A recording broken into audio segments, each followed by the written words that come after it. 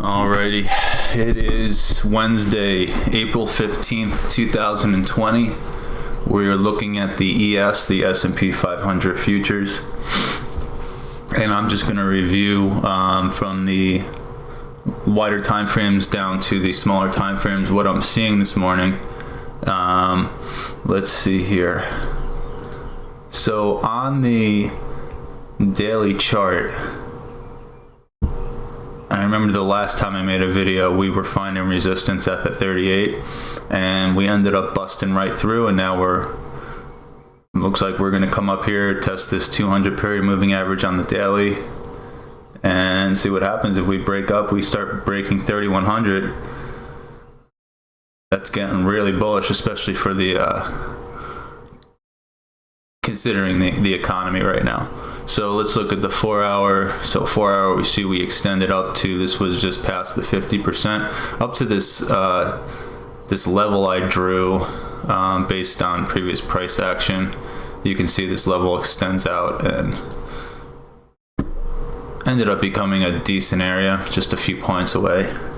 So let's see here. Right now on the 4 hour, I'm getting some bullish divergence here. You can see obviously we're in a bullish trend.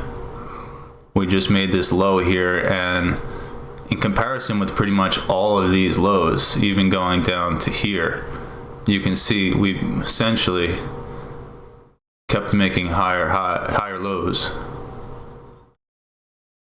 And on this RVI, I mean, from all the way back at this area here, I mean, that's pretty strong divergence off of every single major low. So I would expect that today, this morning, we are going to maybe bounce a little bit, test this bar here, 2796,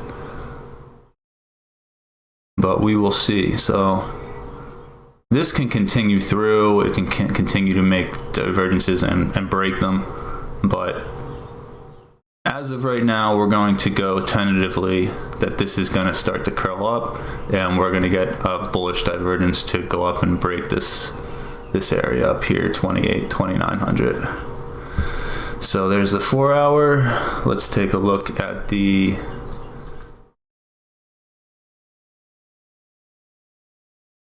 one hour.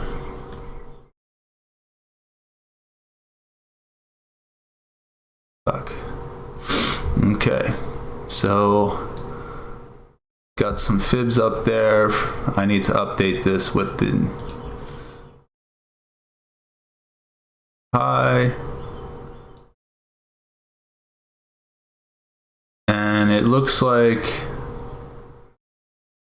if we do continue down here, a great area for a bounce would be in this general 38% retracement area. I have this level marked for some reason. I guess it's been pretty good in the past. Yeah, we got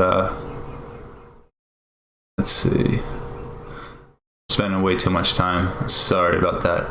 So let's look here. You got the 38% retracement down here, the 200 period moving average, and you do have these CPAs in the general area. So I'd like this 2700 area for a bounce if we do continue down into the open.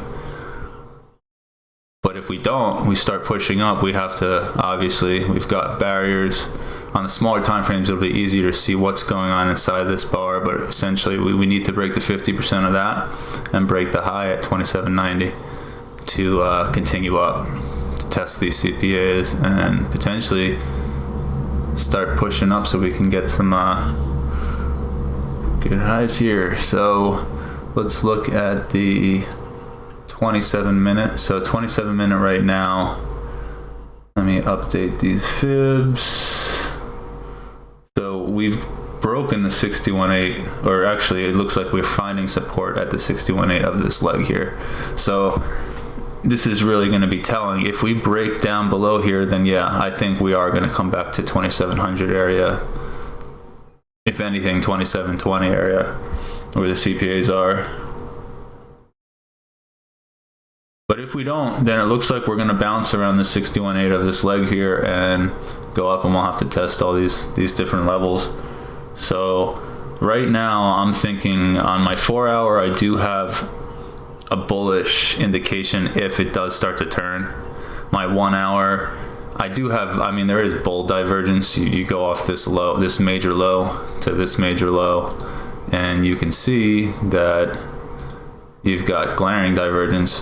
The thing is we don't know if this is going to keep on carrying through and making new lows, or if that's going to be the apex of that move.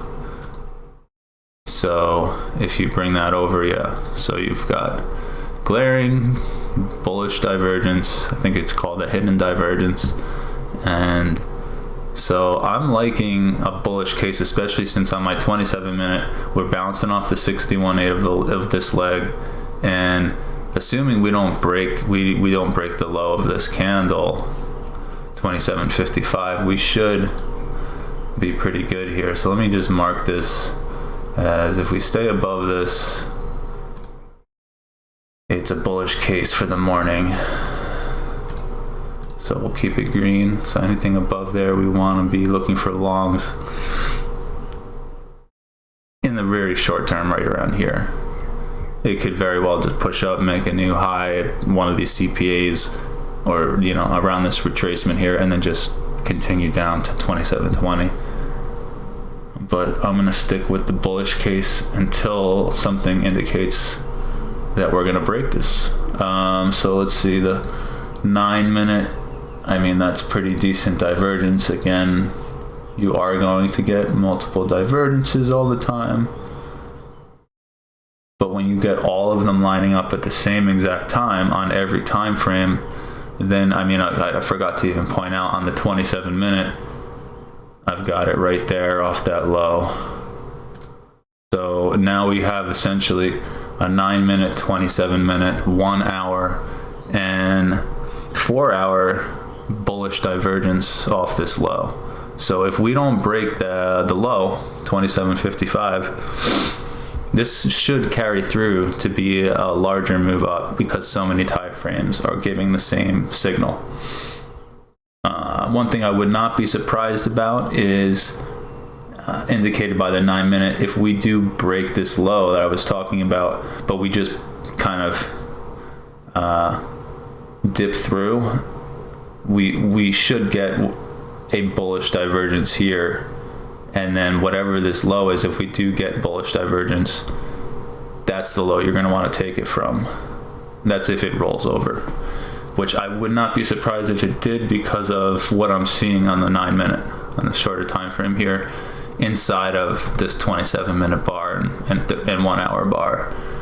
It might just push a little bit and we'll get the signal on the shorter time frame. So there's 9, and then I'm just going to really quickly look at my 3 minute. Not that it's really the best for larger setups, but take a look at my 3 minute. We do off of that low. No, we don't really.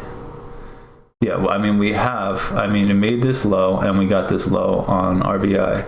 Then it pushed and made another low here, but RVI came back up. So that's not very bearish. That's a very bullish indication. And we made that low, and look, we've got 15 points off of that.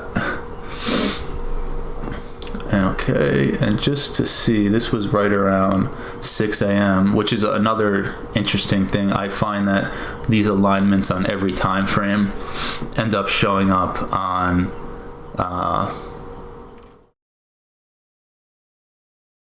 I'm sorry, lost my train of thought. They end up showing up exactly on the hour, 6 a.m., 7 a.m., 9 a.m. So we will see here, we did get a little bit of a bearish indication on this super small time frame. So we're looking like, okay, we're going to get there's already got 3 or 4 points, but just a few points on these really small time frames. Just gives you an idea of where we're going to push a little bit before we make the larger move.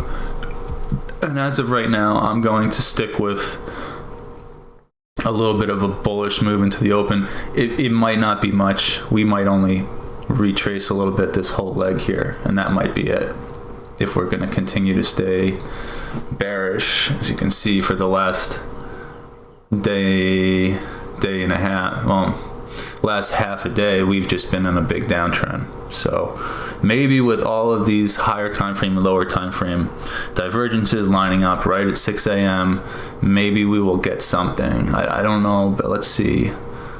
I mean, same thing on the 512. It just started building this. Got your divergence right here, and then another one off there, and then this whole thing, as you can see, we made lower lows, but then we started making higher highs, and then right there, that would have been a beautiful entry. Like I said, you would have gotten 15-20 points off of that, 15 points off of that. And now we'll see what we do here. I think we're gonna push. So I was drawing this fib on here. You could draw it on the 3-minute as well. We might get the push off of that low, but it might not make it very far. We might only make it to this 200 moving and 38 retracement area, or we might not get past this. I think this is a pretty nice area here where the CPA is, right around the 61.8. Another potential area where it can turn, but based on having every time frame with a positive divergence, I think we'll get a larger push to at least test up here. And these are yesterday's levels. Let me remove those. And so that's my prognosis for the morning. We are going to break upward, so we will see. We're in a big downtrend, as you can see. So we'll have to see what they do at the open. All right, guys. Hopefully that was helpful to explain how I think about things before the market opens. And we will see what happens here.